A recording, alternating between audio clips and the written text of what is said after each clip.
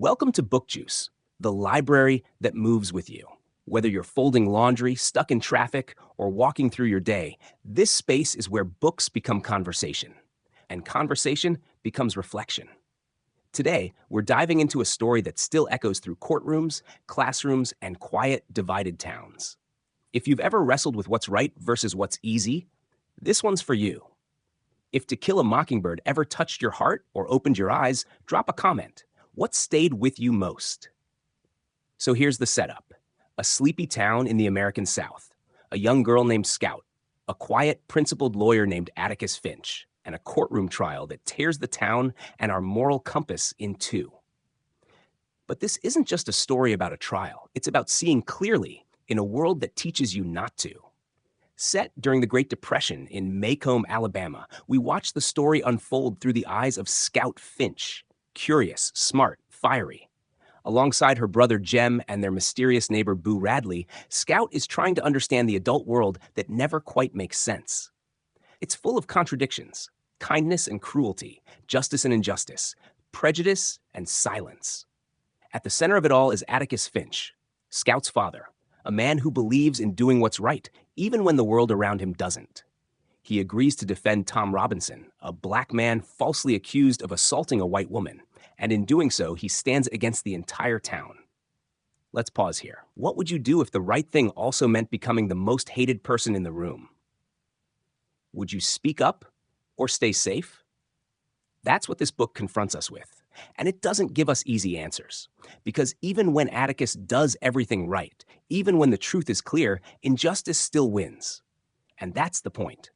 This book doesn't pretend the world is fair. It shows us that sometimes the system fails, even when the truth is loud and undeniable. But here's what it also shows. Character matters. Integrity matters. And how you raise your kids, what you teach them about courage, empathy, and truth matters even more. One of the most powerful things about To Kill a Mockingbird is that it's told through the lens of a child.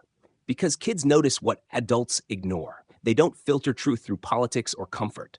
They ask questions like, why does everyone hate him if he didn't do anything wrong? And honestly, that's a question more adults should be asking. Then there's Boo Radley, the quiet, hidden neighbor everyone gossips about, the monster down the street. But by the end of the book, Scout sees him for what he really is, gentle, protective, human. It's a reminder that fear lives in ignorance, but understanding, that comes from stepping into someone else's shoes. Which brings us to one of the most quoted lines in the book. You never really understand a person until you consider things from his point of view, until you climb into his skin and walk around in it. That line isn't just about Boo. It's about Tom. It's about the neighbor, the outsider, the misunderstood. It's about all of us.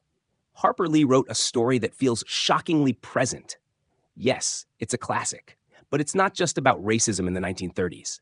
It's about any time, any place where injustice hides behind politeness, where people stay silent to stay comfortable, where the law says one thing, but power says another. Here are a few more quotes that hit deep.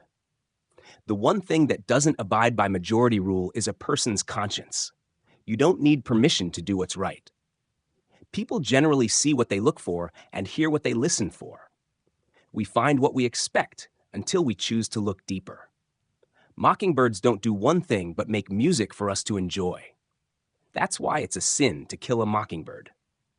Sometimes innocence is punished just for existing, and that should shake us. Juice drop. Doing the right thing won't always win you applause, but it will build a life and a legacy that can't be broken. Justice isn't about results. It's about who you choose to be when the world is watching and when it isn't. Let me ask you this. When was the last time you stood up for something, even when it cost you? Or when was the last time you stayed quiet and wished you hadn't? Drop your reflection in the comments. No judgment, just truth. Thanks for being here with BookJuice. Like, subscribe, and check the link below to grab the book if you haven't read it in a while. Some stories don't age, they evolve with us. See you at the next reflection.